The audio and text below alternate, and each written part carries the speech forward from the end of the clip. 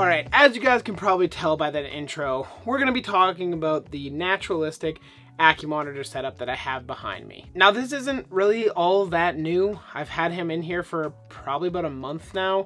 So if you've seen my reptile room tours, you've probably seen this tank before. But today we're going to be getting into how I built it, what all is involved in setting up an ACKIE monitor tank, and how you might be able to improve your ACKIE monitor setup in the future. Now before we get into the meat of this video, I just want to make certain that those of you who are not subscribed to my channel, consider subscribing. I make educational reptile and amphibian videos weekly, every Tuesday and Friday, definitely every Friday if I miss Tuesday. So come back every Friday and there will be a new video for you to enjoy. I promise you that. Now after you've clicked that subscribe button, make sure you click that notification bell next to it. That way you get notified every single time I post a video. Maybe forget it's Friday, because in these times, you know, the days just kind of blend into one. Yesterday, today, and tomorrow. Those are the 3 days of the week now. And the notification bell will prevent you from forgetting. While you're down there, you can also leave any comments, questions, concerns you have about this setup. Obviously, you haven't watched the video yet, so I don't know how you can have too many questions about it, but leave your comments down below. Leave your video suggestions down below. I do reply to every single comment, so if you guys are looking just to hang out and chat during the quarantine time, let's get it. I do have to do one more shameless plug. All of my socials and everything are in the show more tab down below. Just click that. You can follow me on Instagram, Facebook, Twitter, and there is some merchandise there. There will be some new stuff coming out in the next week or two, so stay tuned for that. There's some really cool stuff coming. All right, now we can get to the build. Let's go. So first things first is the background.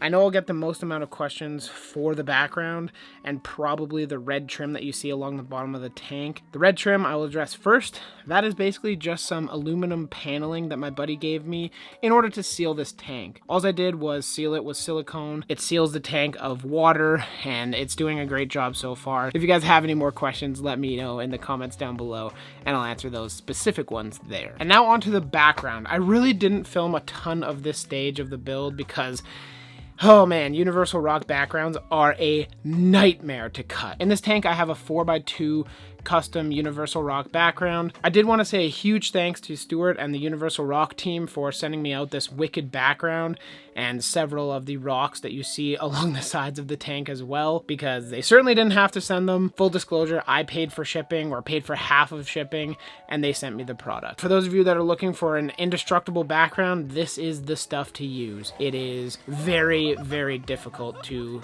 get through, especially once it's already foamed and in the background. It's magic. Just look it up, order some, use it yourself, and you will not be disappointed. The rocks on the side, I originally tried to foam and just kind of prop up there, but I remembered at the Reptarium, where I got all my experience using this stuff, we just used screws, and so that's what I ended up doing. All I did was screw through the rocks on the side into the wood, and then I basically just siliconed around them so it makes a nice seamless transition from the rock itself to the wood siding. And I think it is extremely important to, I guess, address in this video, because many people, Brian Barchak, a little bit of an issue came up. Do you see that?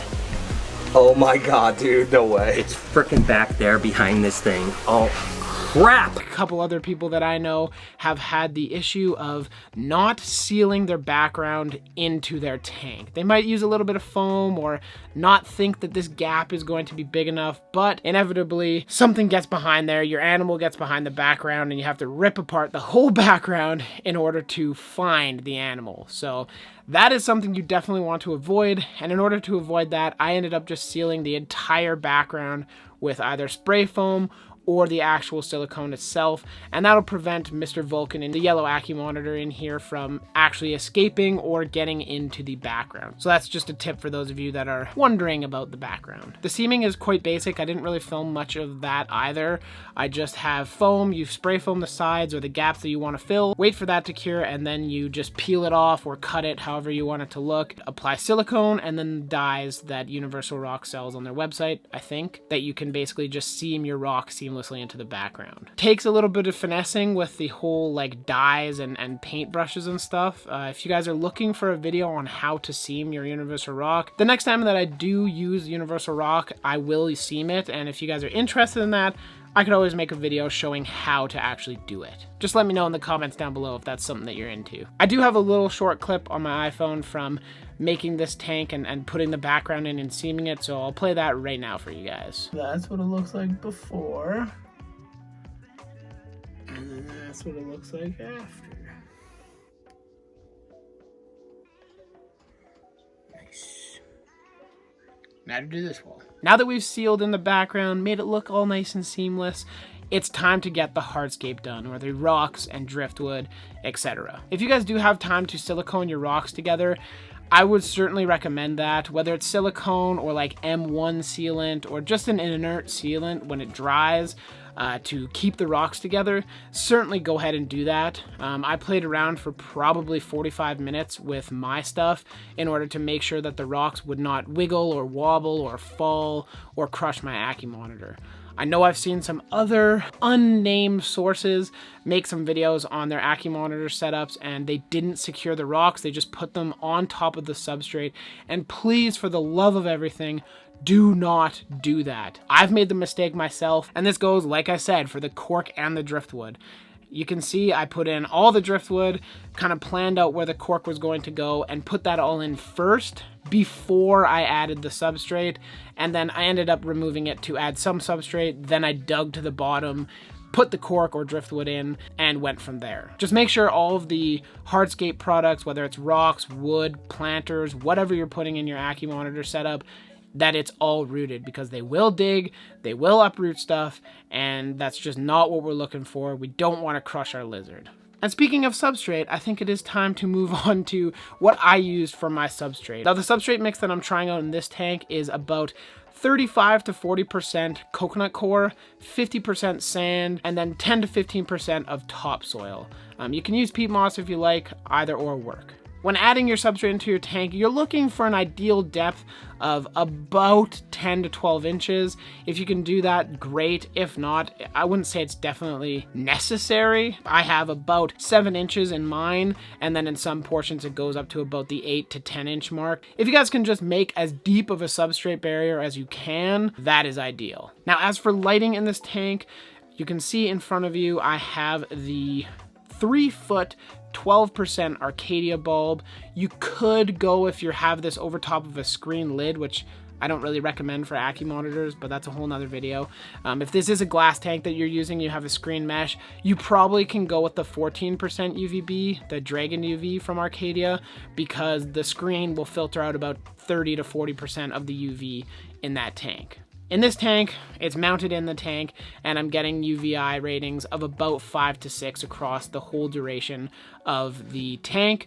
Now, keep in mind that when it comes to UV, you definitely want to provide them with an area to escape the UV. So Vulcan here has cork that he can go under, the background he can hide in. He can also dig into his burrow that he has and hang out down there if he's feeling the effects of too much UV. Now, besides that, the smaller little bulb at the back that I have is actually just a 6500 Kelvin Sunblaster Grow bulb.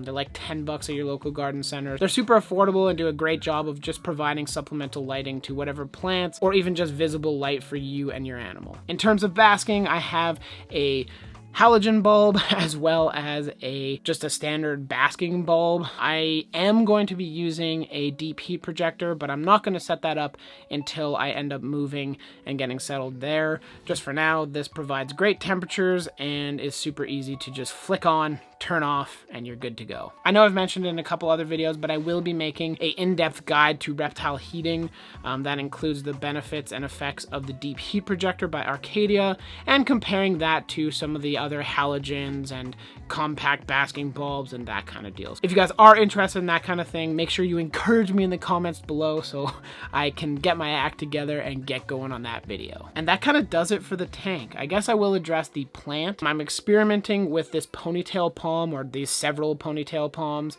and so far they're doing great. Growing well, they're not completely burnt, although once they get to the basking spot area, they do burn because I mean, it's like 145 degrees on the basking spot, so naturally a plant is not going to be able to grow very well in that climate. The rest of the plant and the cool side of the tank is doing great. I'm super stoked that I'm actually having success with live plants in an ACKIE tank. now that you've seen the details of me setting up this tank, I think it's time for you guys to watch Vulcan go on his first adventure into the new tank. It was really cool to see him go from a front opening glass Exoterra to something that can really meet his needs a lot better. Let's check it out. All right, you ready? Go check it out. This is totally wicked. Back there now. Damn. He's probably just gonna go back there and hide. I imagine. Try not to scare him too much, but I think I might have just reset all the progress I made with feeding and stuff. Obviously, it's going to be different in a new environment, things like that. So, all right, you guys, and that's actually going to do it. You've seen his first escapades into his new tank, and he was kind of invisible for the first like 2 weeks that I put him in there, just kind of getting acclimated to the tank. But if you guys are looking for a little bit more detail, now that he's been in there for like a month since I filmed those first few clips at the beginning, I can talk about it more now. If you guys have any questions or anything, let me know in the comments down below. If I didn't address it in this video, I can certainly make a follow-up video kind of updating everything and answering those questions for you guys. So if that's something you're into, make sure you leave it in the comment section. While you're down there, make sure you click that subscribe button. Click the notification bell next to it. That way you get notified every single time I post a video. And if you like the video, of course, drop a like on the video. It always helps me out. I would love to see those likes go up.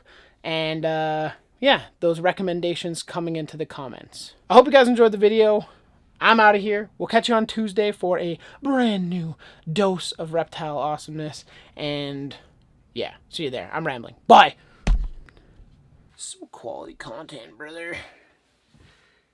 Yeah, dude. Huh.